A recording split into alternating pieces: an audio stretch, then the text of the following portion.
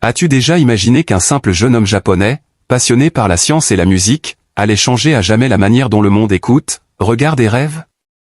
Et si je te disais que sans lui, il n'y aurait peut-être jamais eu de PlayStation, ni même de baladeur pour écouter ta musique préférée? Oui, je parle bien de Akio Morita, l'homme derrière Sony, un génie visionnaire qui a transformé une petite entreprise d'après-guerre en un empire mondial de la technologie. Avant de découvrir comment cet entrepreneur est devenu une légende, pense à liker, commenter, t'abonner et partager cette vidéo pour soutenir la chaîne et ne rien rater de nos prochaines histoires inspirantes d'entrepreneurs qui ont changé le monde. L'histoire d'Akio Morita commence dans un Japon détruit par la guerre, à une époque où l'avenir semblait incertain. Pourtant, au milieu de ces ruines, un jeune homme rêve.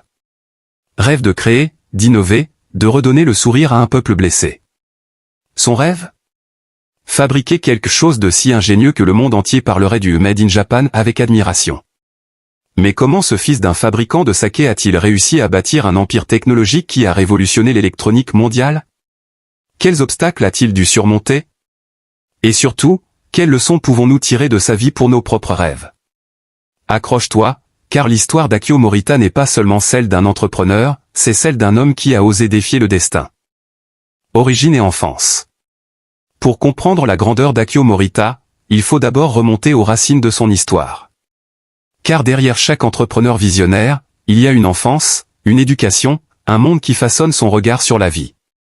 Akio Morita est né le 26 janvier 1921, dans une petite ville japonaise appelée Nagoya.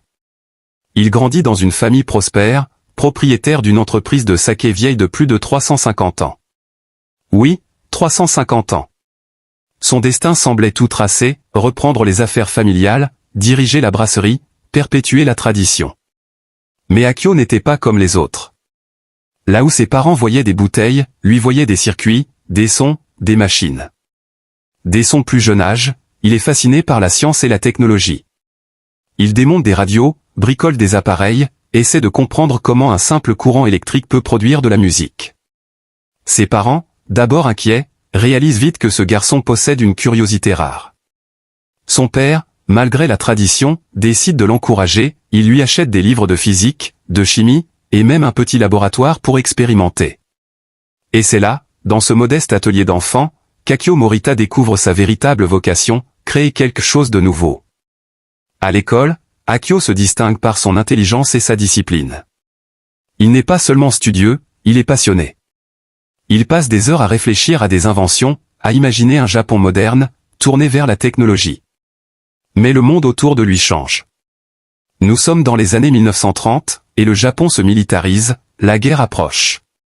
Malgré ce contexte tendu, Akio poursuit ses études à l'université d'Osaka, où il se spécialise en physique. C'est là qu'il apprend la rigueur scientifique, mais aussi l'importance de la collaboration. Un jour, lors d'une démonstration universitaire, il rencontre un ingénieur plus âgé nommé Masaru Ibuka. Cet homme deviendra plus tard son partenaire de vie professionnelle, son allié, son ami, et ensemble, ils écriront une page d'histoire. Mais à ce moment-là, Akio n'imagine pas encore que cette rencontre changera son destin. Pendant la Seconde Guerre mondiale, Akio est recruté par la marine japonaise. Il y travaille sur des systèmes de visée pour les armes, utilisant ses connaissances scientifiques. Ce n'est pas une période heureuse, mais elle va renforcer chez lui une conviction. La technologie peut détruire, mais elle peut aussi reconstruire. Lorsque la guerre se termine en 1945, le Japon est en ruine. Les villes sont détruites, les gens sont désespérés, et le mot avenir semble avoir disparu. Mais pour Akio Morita, c'est précisément là que commence son rêve. Il retrouve Masaru Ibuka, et ensemble, ils décident de faire quelque chose d'audacieux. Créer une entreprise technologique japonaise, dans un pays dévasté, sans argent, sans ressources, mais avec une foi absolue dans le génie humain. Ils installent leur premier atelier dans un bâtiment à moitié détruit, à Tokyo. Leur mission? Remettre le Japon debout grâce à la technologie. Ils n'ont ni machines modernes, ni capitaux, mais ils ont ce que peu d'autres ont, une vision. C'est à ce moment que naît la graine de ce qui deviendra un jour Sony. Mais avant d'atteindre le sommet, Akio Morita devra affronter des doutes, des échecs, et le mépris des géants étrangers qui ne croyaient pas en la qualité japonaise. Et pourtant, ce jeune homme, fils d'un fabricant de saké, allait bientôt prouver au monde que l'innovation n'a pas de frontières. Son enfance, marquée par la tradition, la curiosité et la guerre, lui a appris 3 leçons fondamentales. La curiosité est la première étape vers la création. La persévérance transforme les ruines en opportunités. Et surtout, la vision d'un homme peut redonner espoir à tout un peuple. Ainsi, du cœur d'un Japon détruit, Akio Morita s'apprête à écrire la première page de son empire, une aventure technologique qui allait bientôt conquérir le monde. Chemin vers le pouvoir. 1946. Tokyo n'est plus qu'un champ de ruines, la faim et la pauvreté règnent, mais au milieu de ce chaos, 2 hommes allument une petite étincelle d'espoir. Akio Morita et Masaru Ibuka, réunis par la passion de la technologie, décident de fonder une minuscule entreprise, Tokyo Tsushin Kogyo, qui signifie Société japonaise de communication et de technologie. Ils n'ont que 20 employés, peu de matériel, et presque aucun argent. Mais ils ont une idée, fabriquer des produits électroniques de haute qualité pour reconstruire le pays. Au départ, ils réparent des radios, inventent des petits appareils, expérimentent sans relâche. Et très vite, Akio Morita comprend une chose essentielle. Pour réussir, il ne faut pas seulement créer. Il faut comprendre les gens. Ce n'est pas un simple ingénieur, c'est un visionnaire. Là où Ibuka se concentre sur la technique, Morita pense au marché, au design, à la valeur émotionnelle du produit. Il rêve de voir ses créations entre les mains du grand public, pas seulement dans les laboratoires. Leur premier grand succès arrive en 1950. Ils fabriquent le premier magnétophone japonais, un appareil révolutionnaire pour l'époque. Mais Akio veut aller plus loin. Il croit au potentiel du marché international. À ce moment-là, peu de gens croient au Made in Japan. Les produits japonais sont perçus comme bon marché et de mauvaise qualité. Mais Akio, lui, veut changer cette image. Et c'est là que son génie marketing entre en jeu. Il décide de rebaptiser l'entreprise avec un nom simple, universel, facile à prononcer partout dans le monde. Un nom court, moderne, qui sonne bien en anglais comme en japonais, Sony. Le mot vient du latin sonus, le son, et du mot anglais Sony, le jeune garçon plein d'énergie. Ce nom reflète parfaitement leur esprit, jeunesse, innovation, et audace. Sous la direction d'Akio Morita, Sony va connaître une ascension fulgurante. En 1955, ils lancent leur premier poste radio portable, puis un an plus tard, le transistor, une technologie encore méconnue au Japon. Les gens peuvent désormais écouter la musique partout. C'est une révolution. Mais le vrai tournant arrive en 1960, quand Akio décide de faire ce que personne n'avait osé. Ouvrir une filiale Sony aux États-Unis, au cœur même du marché mondial. Il quitte le Japon, s'installe à New York, et affronte le scepticisme des Américains. Beaucoup le regardent de haut, doutent de lui. Mais Akio, avec son anglais impeccable et son charisme naturel, va conquérir les médias et les distributeurs. Il ne vend pas seulement des produits, il vend une image, celle d'un Japon moderne, innovant, et confiant. Grâce à lui, Sony devient la première marque japonaise respectée aux États-Unis. Sous sa direction, Sony ne cesse d'innover, le Walkman, la télé couleur Trinitron, les caméras portables, puis plus tard, la PlayStation.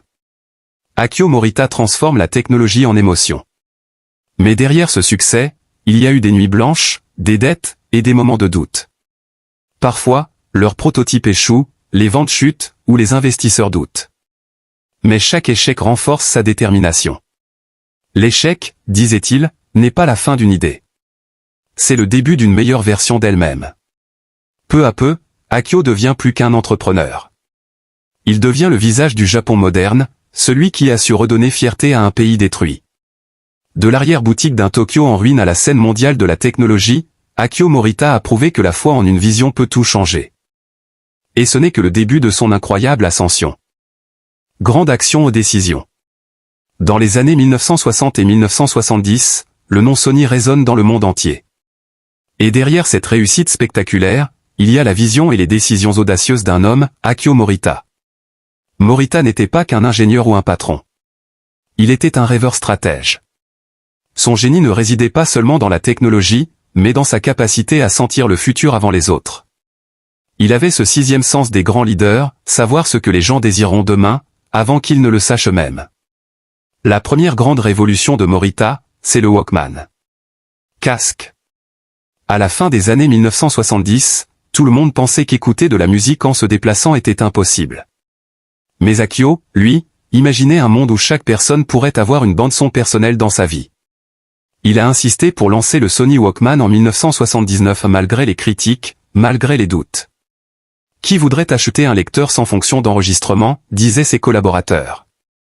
Et pourtant, le Walkman est devenu un symbole mondial de liberté, de jeunesse et de modernité. Des millions d'exemplaires vendus, un concept révolutionnaire, et un mot nouveau dans le dictionnaire, le Walkman. Mais Morita n'a jamais cessé d'innover. Sous sa direction, Sony a lancé la télévision couleur Trinitron, considérée comme la meilleure du monde à son époque. Puis vinrent les magnétoscopes, les caméras vidéo, et plus tard les CDS grâce à un partenariat avec Philips. Chaque produit portait la même signature, qualité, élégance, innovation. Et surtout, Morita a transformé Sony en une marque émotionnelle, bien plus qu'une entreprise. Pour lui, acheter un produit Sony, c'était acheter une expérience. Il disait souvent: nous ne fabriquons pas des gadgets. Nous fabriquons des émotions humaines. Mais comme tout grand leader, Morita a aussi connu des erreurs et des controverses. Dans les années 1980, certaines de ses décisions ambitieuses comme l'investissement massif dans le cinéma avec l'achat de Columbia Pictures ont été critiquées. Beaucoup ont jugé ce projet trop risqué. Et effectivement, les débuts furent difficiles, pertes financières, désaccords culturels, tensions internes. Mais Akio Morita ne regrettait rien. Pour lui, c'était une étape nécessaire pour transformer Sony en géant mondial du divertissement, pas seulement de l'électronique. Il voulait que Sony soit à la fois le créateur de la technologie et du contenu. Grâce à ces décisions, Sony est devenu un empire global, un symbole du Japon moderne et du génie asiatique. Et Akio Morita, lui, est passé du statut d'entrepreneur à celui de légende vivante, reconnu dans le monde entier pour son audace et sa vision du futur. Son plus grand pouvoir? Croire que chaque idée, aussi folle soit-elle, mérite d'exister. Et c'est cette foi inébranlable dans l'innovation qui a fait de Sony un nom gravé à jamais dans l'histoire. Qualité et défauts. Derrière chaque légende se cache un être humain. Et même les plus grands génies ont leurs forces, mais aussi leurs failles. Akio Morita n'échappait pas à cette règle. Ce qui définissait d'abord Akio Morita, c'était son audace. Il n'avait pas peur de l'échec, il n'avait pas peur du ridicule. Quand tout le monde doutait, lui osait. Cette audace lui a permis de transformer une petite entreprise japonaise en un géant mondial. Il croyait fermement que la peur bloque la créativité, et que seule la prise de risque ouvre la porte du génie. Mais son audace allait de pair avec une vision exceptionnelle. Morita ne se contentait pas d'inventer des produits, il imaginait l'avenir. Il voyait au-delà du présent. Là où les autres voyaient une radio, lui voyait une nouvelle manière de vivre la musique. Là où d'autres voyaient un poste télé, lui voyait un lien entre les peuples. Ensuite, Akio Morita possédait une curiosité insatiable. Il lisait énormément, observait tout, s'intéressait à la culture, à la psychologie, au design. Il croyait que pour comprendre le futur, il fallait d'abord comprendre les gens. Cette ouverture d'esprit l'a aidé à bâtir une entreprise profondément humaine, une rareté dans le monde industriel de l'époque. Mais ce qui faisait aussi sa force, c'était son charisme. Quand Morita parlait, on l'écoutait. Il savait motiver ses équipes, inspirer la loyauté, transmettre la passion. Il disait souvent: une entreprise, ce n'est pas une machine. C'est une famille avec une mission. Cependant, comme tout grand leader, Akio Morita avait ses défauts. Sa passion, parfois, devenait obsession. Il pouvait être autoritaire, exigeant, perfectionniste à l'extrême. Il voulait tout contrôler, chaque détail, chaque décision. Ses collaborateurs disaient qu'il pouvait rester des heures à débattre sur la couleur d'un bouton ou le son d'un clic. Mais derrière cette exigence, il y avait un seul but, la perfection. Son autre faiblesse, c'était son orgueil. Le succès planétaire de Sony l'avait rendu confiant, parfois trop. Il croyait profondément en son intuition, et cela l'a parfois conduit à sous-estimer certaines tendances ou conseils extérieurs. Notamment dans les années 1990, où Sony a pris du retard face à la révolution numérique. Pourtant, même ses défauts faisaient partie de sa grandeur. Car sans cette obsession, sans cette exigence, Sony n'aurait jamais été Sony. Akio Morita n'était pas un dirigeant parfait, mais un homme complet et passionné, humain, exigeant, inspirant. En lui, cohabitaient deux forces. Le rêveur qui voyait l'avenir. Et le perfectionniste qui refusait de se contenter du présent. Et c'est cette dualité qui fit de lui un bâtisseur de légende, capable de transformer une idée en révolution, un rêve en réalité. Héritage. Akio Morita nous a quittés en 1999, mais son empreinte, elle, est toujours vivante. Plus qu'un entrepreneur, il fut un pionnier culturel, un bâtisseur d'identité pour un Japon moderne, confiant et tourné vers l'avenir. Avant Morita, le monde voyait le Japon comme un pays d'imitation. Après lui, le monde le vit comme un pays d'innovation. Et ce changement, c'est lui qui en fut le symbole. Grâce à lui, Sony est devenu bien plus qu'une entreprise, c'est un phare du progrès, une marque qui inspire confiance, créativité et excellence. Le Walkman, les télévisions Trinitron, la PlayStation, tous ces produits portent la trace de sa vision, celle de rapprocher les gens à travers la technologie. Mais son héritage dépasse les objets. Akio Morita a redéfini la manière de penser le management moderne. Il croyait en l'humain avant tout. Il disait: ce ne sont pas les machines qui font la différence. Ce sont les gens. Il a introduit dans le monde des affaires une philosophie unique. Celle de l'harmonie entre innovation et émotion. Il voulait que chaque produit raconte une histoire, qu'il crée une connexion avec celui qui l'utilise. Et c'est exactement ce qui fit le succès de Sony, des produits qui parlaient au cœur autant qu'à la raison. Morita fut aussi un ambassadeur du Japon dans le monde. Il a prouvé que la modernité asiatique pouvait rivaliser avec les géants occidentaux. Lorsqu'il se rendait aux États-Unis ou en Europe, il ne représentait pas seulement Sony, il représentait un Japon fier, audacieux et créatif. Son influence se ressent encore aujourd'hui dans la manière dont les entreprises japonaises valorisent la qualité, la précision et le design. Et au-delà du Japon, il a inspiré des millions d'entrepreneurs à croire en leurs rêves, même lorsque tout semble perdu. Son message est simple. Ne créez pas pour copier. Créez pour inspirer. C'est cette philosophie qui fait encore vibrer Sony, des décennies après sa mort. Et c'est elle qui continue de motiver des générations de jeunes innovateurs à travers le monde. Akio Morita n'a pas seulement bâti une marque. Il a bâti une culture de l'excellence et de la passion. Un héritage qui nous rappelle que la technologie n'a de valeur que lorsqu'elle sert l'humain. Conclusion plus appel à l'action. L'histoire d'Akio Morita, c'est celle d'un rêve devenu réalité. Celle d'un jeune homme curieux, issu d'une famille de brasseurs de saké, qui a osé défier le destin pour bâtir un empire mondial. Son parcours nous enseigne 3 vérités puissantes. Rien n'est impossible pour celui qui croit en sa vision. L'innovation naît du courage, pas de la peur. Et le succès durable, c'est celui qui sert les autres, pas seulement soi-même. Aujourd'hui encore, chaque fois que tu entends le nom Sony, souviens-toi qu'il est né des rêves d'un homme qui a refusé de suivre le chemin tracé. Akio Morita a montré que la vraie grandeur, ce n'est pas d'être le premier, mais d'être celui qui change la vie des autres. Et toi? Quelle est ton idée? Quel est ton rêve, aussi petit ou fou soit-il, que tu caches peut-être encore au fond de toi? L'histoire de Morita te rappelle que même dans les ruines, on peut bâtir un empire, si l'on a la passion, la foi et la persévérance. Alors maintenant, si cette histoire t'a inspiré, lâche un gros like. Abonne-toi pour découvrir d'autres destins d'entrepreneurs légendaires. Et partage cette vidéo pour que d'autres puissent, eux aussi, croire en leurs rêves. Et dis-moi en commentaire. Quelle invention ou quelle idée aimerais-tu un jour offrir au monde? Car qui sait? Peut-être que la prochaine légende de l'innovation, c'est toi.